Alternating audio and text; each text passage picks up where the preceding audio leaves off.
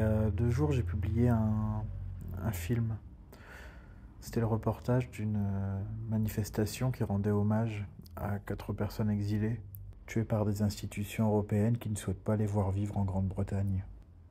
À chaque fois qu'il y a des décès, le lendemain de la parution dans la presse, un groupe se réunit devant le parc Richelieu pour rendre justement cet hommage.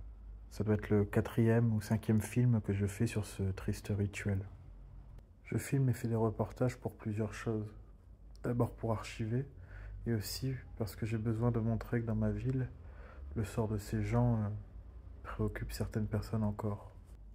Une des militantes présentes lors de l'hommage, ayant pris la parole, m'a contacté pour supprimer ma vidéo, car elle ne souhaitait pas y apparaître. Il s'agissait à ce sujet moins de discuter que de lui obéir, ce que j'ai fini par faire par ailleurs, afin de ne pas créer une brouille avec tout un pan de l'extrême gauche locale, et les mettre face à leurs responsabilités quant à leur désir de contrôle qui entraîne une forme de censure. Parce qu'il me semble qu'on est d'accord sur le fait que le rôle d'une manifestation est de rendre une expression audible, visible.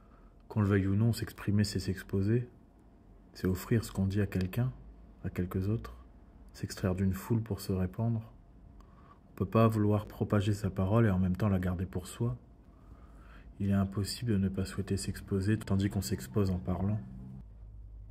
Au fond, je crois qu'il s'agit de ne pas parler si l'on ne souhaite pas être entendu, et de ne pas se montrer si on ne souhaite pas être regardé.